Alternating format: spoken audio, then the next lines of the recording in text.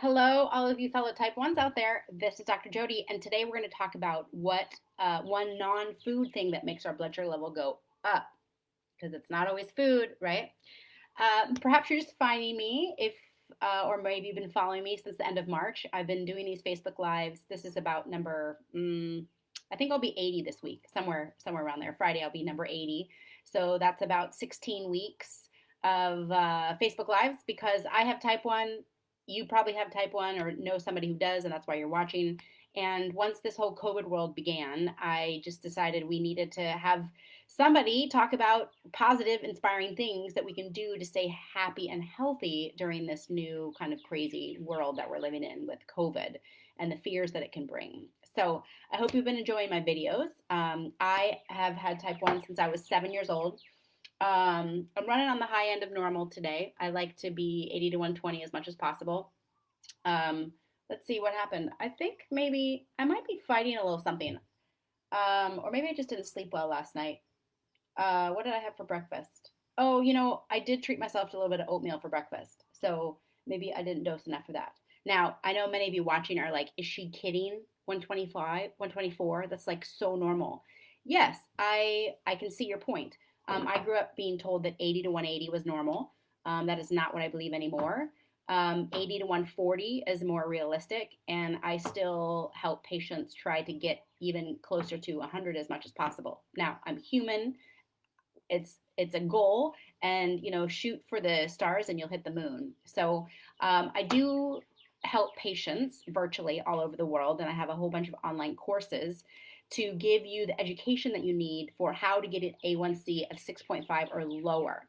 Um, there's there's a lot of, I think, lacks, if you will, in us making sure that we get really good care from the medical establishment. I feel like, if you're, as long as your A1C is 7 or maybe 7 something, you're okay.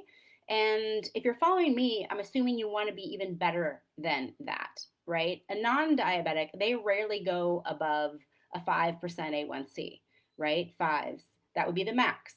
And data shows that as soon as we're even 140 or above or 120 and above for too long, it can cause damage to the body. Now, I've had diabetes for 40 years. I pretty much hit 300 on a regular basis for probably at least 10 years of my childhood because we didn't have rapid, we didn't have a lot of glucose testing and all that.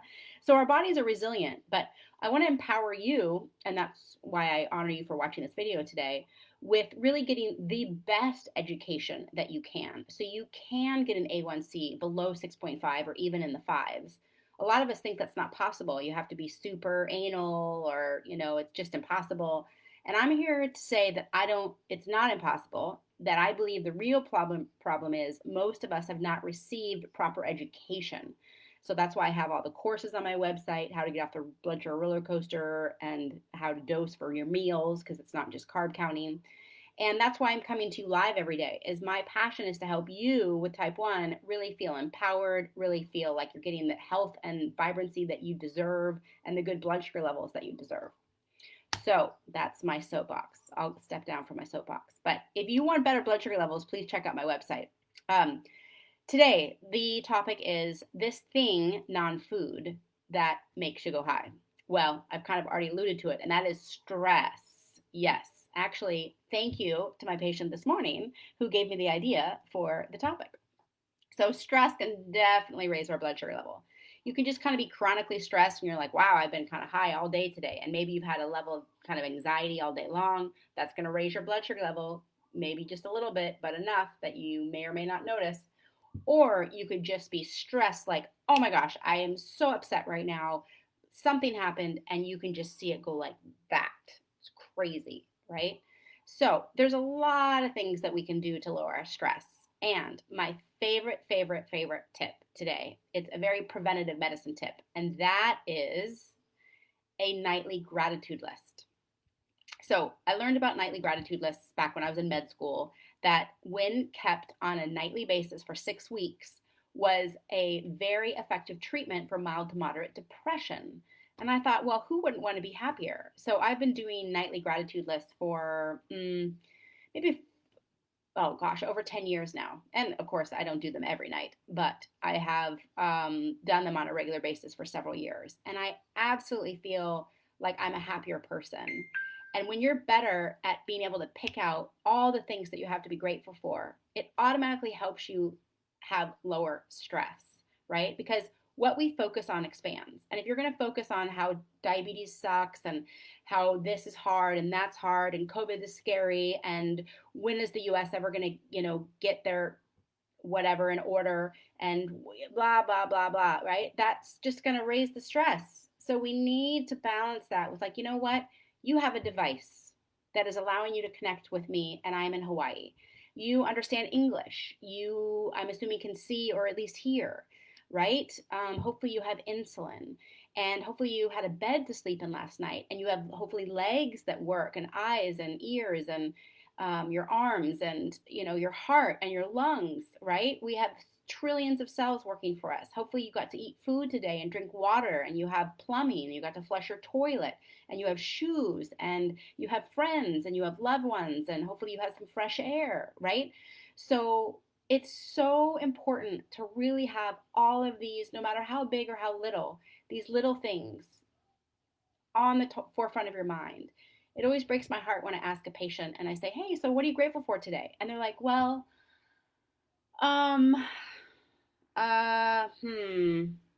And right there, I'm already so sad because this person clearly hasn't exercised that muscle of gratitude, right? It's a muscle. Just like we have to use our muscles to get them strong, we have to use our muscle of thinking about gratitude to have it be strong. And I absolutely can tell you, I have found myself to be a happier person ever since I did this because I just, when you focus on things you're grateful for, you're already in a better mood, right? So why don't we share, if you're watching this video, even on the recording, just share what you're grateful for. Stephanie, thank you for the grateful reminder. You are welcome. I get to talk to Stephanie tomorrow.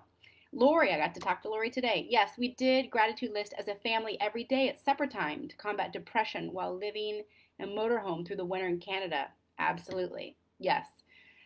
Gratitude lists are powerful. They seem silly, but sometimes it's just these little things, right? So the more gratitude you have, the lower your stress and the less that blood sugar stress peak will affect you. When I work with patients virtually, there's 101 things that I love to work with patients on to lower our stress, and gratitude is just one of them. So, what's your favorite way to lower stress, and what are you going to do today? My perfectionism struggles to pick my favorite gratitude. Well, you just say hello to your perfectionism, thank you for the input, and you write it anyways. Okay. Grateful for family. Thanks, Maureen. Thankful for the breath. Thank you, Crystal. So, you guys, I just wanted to share this inspiration with all of you today. It's a crazy time that we're living in, especially when we have diabetes in this COVID world. There's an extra level of potential stress. So let's just practice gratitude. Stephanie's grateful for your air conditioner. Yes, it's probably quite hot where you are, Stephanie. And so I hope you enjoyed today's video. Please check out my website. I really encourage all of you to do whatever you can to get your blood sugars in normal range and get off that roller coaster. And I have a course called How to Get Off the Blood Sugar Roller Coaster if you want to check that out. So my passion is to raise our bar for what we expect with our blood sugar levels so we can take really good care of our bodies, right? High blood sugar levels are damaging to our eyes and our kidneys and our brain and our connective tissue. And so you deserve to have a healthy body. And with that, it takes education and it takes effort. So that is what I'm here to help motivate and educate you to do that. So if you want some more support, I encourage you to just go over to drjodynd.com. Also, I am thinking about doing a retreat in Hawaii next year. So if you want to be informed of that, be sure to sign up for the handout that I have. It's a free handout. I've got a newsletter sign up. I've got a free video sign up. All these are on my website. So once you give me your email address, then I can communicate to you next year when we do Hawaii retreat. See, I'm saying that now, so now I have to do it. But I've got lots of other things that are going to be coming up the pipeline. So even if you're not interested in the Hawaii retreat, if you want to follow me, that's the best way to do it. Sign up for my newsletter. I'm not actively sending it out right now, but I'll be able to save your email so you can hear about what I'm up to.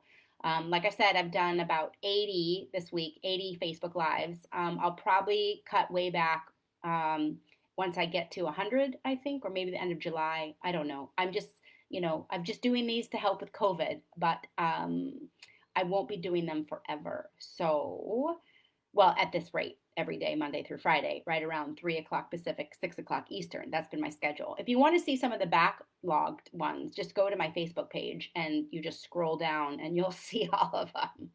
So thanks for watching today. I honor you for taking care of yourself and wanting to watch the video to learn something to improve your health. So this is Dr. Jody, and thanks for watching. I will be back tomorrow. Bye for now.